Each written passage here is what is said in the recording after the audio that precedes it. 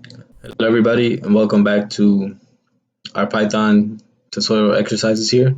Uh, right now, we are on number 5, and you see the title here, Defining versus Calling a Function. Okay, and our last two questions really did a good job of um, experimenting between the two. We saw number 3, where there was a function already defined, and we also saw in our previous question how we can use an already defined function and we can keep calling it. Okay, recall that when we call a function, that's what triggers the function to actually execute and perform some data manipulation and return a value back to us. Okay. So quickly, let's just look over what we have so far in our file here, in our Python file. We see that we have a variable, okay, and we're assigning the results of our function called multi that we have to define, okay, and we're passing in these two pieces of data, right? So this function has two parameters, okay, and then we're just printing to the console that return value variable that's getting assigned the result of our function call with these two pieces of data. Okay, so we already know that our function, just by looking at this, is called multi, and it could take in two parameters, okay, two pieces of data. So just by looking at our question here and our already written code, we already have an idea of what our function is going to do.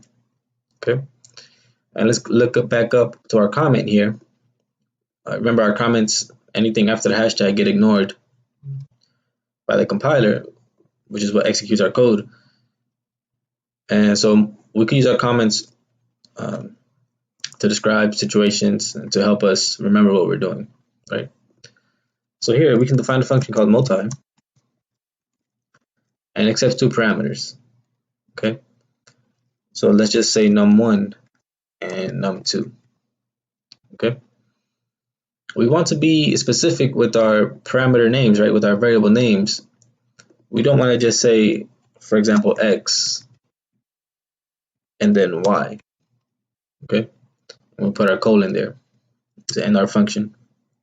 We hit enter. Now we're in the body of our function. Okay, we don't want to use simple variables like this because later on, when you're looking back at your code, you want to remember what you're doing, right? And variable names really help with that. So we have comments to help us remember, and we also have variable names that just make it easier to read our program. Okay, so we could say this is num1 and this is num2. Okay, put our colon there. So we're done with our function definition, and now we can provide the body of our function. Okay. So now let's take a look at the question. Let's see what we're being asked. And again, we get a quick recap of what a function is. So remember, a function only exists if you or somebody else defines them, which is what we're doing right here. We're defining our function. Okay. And for them to be able to run, we need to call our function. And that's exactly what we're doing in line 8. Okay, we are calling our function.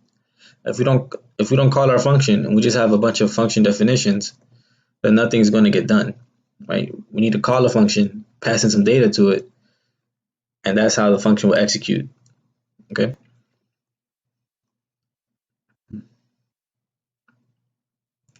So let's see what our instructions are asking us.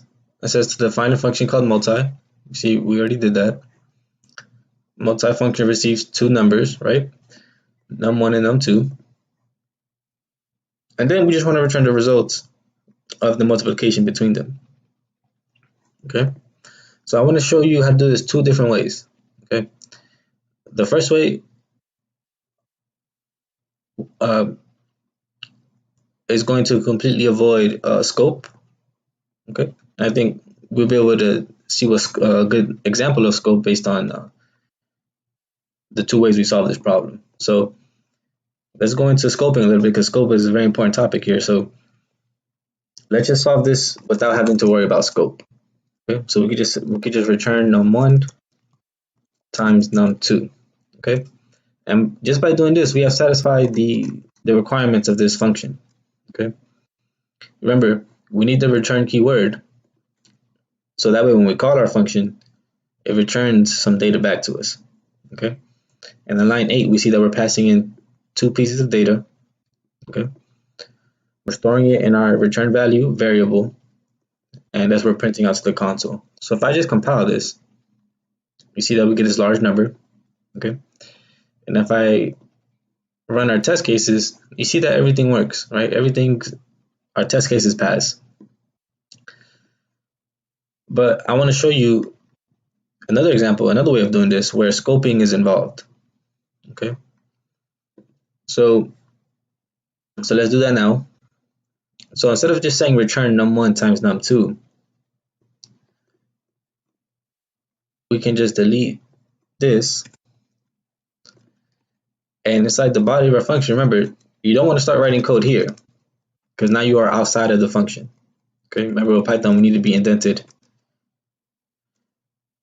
one tab inside of the function definition.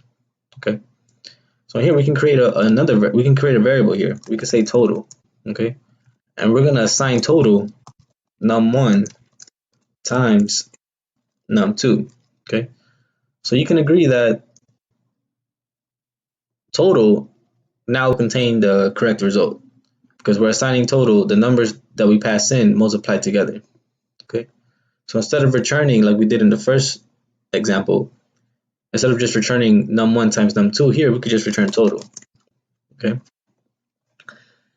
now here's where scoping comes into play. Now we are right under our function definition. Okay, and you're gonna see in most environments, most text editors, you're gonna see this line coming straight down, and this line, you see where it ends at line 4. That's because that's where our function ends. We don't have any more code, so all of our code is here inside of this function definition called multi. Okay, so right now, since I'm right under the D, I'm outside of this function. So here's where scoping comes into play. If I print to the console the variable total that we defined inside of this function, look, you already see that we're getting a squiggly line. And look, it says it says we have an undefined variable total. So you might be thinking, well, we already defined total here. How come it's not picking it up? How come it's not recognizing the variable total? That's because of scope. Okay.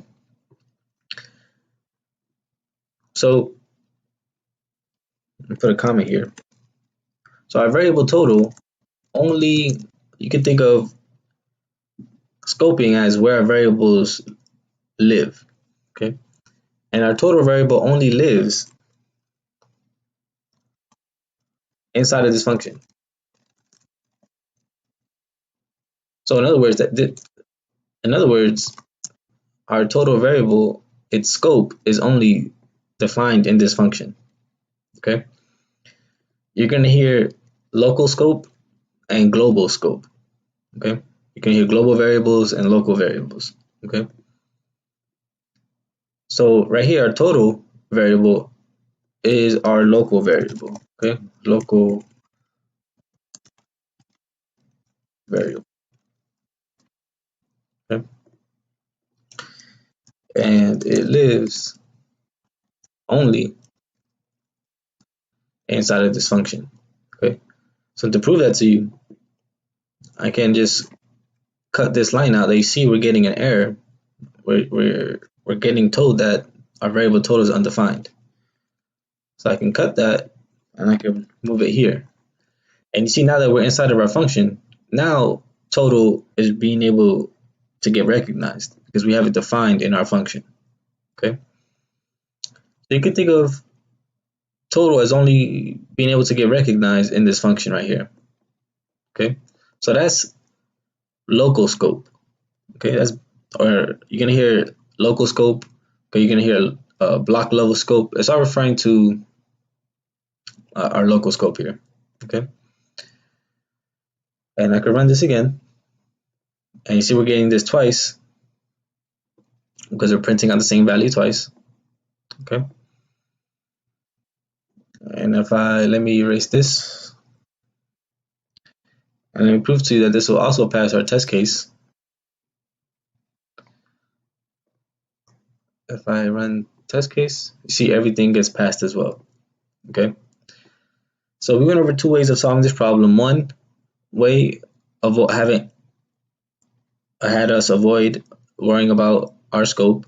And then the second way, we saw that we created a variable, total, and we see that now total only is able to get recognized inside of our multifunction.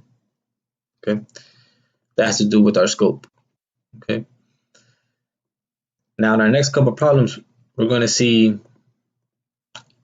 our global variable scope. Okay, and that just means that any variable that we defined before any function that we make, that variable now has complete access to any functions that we create under it. Because remember, our file, we execute from top to bottom.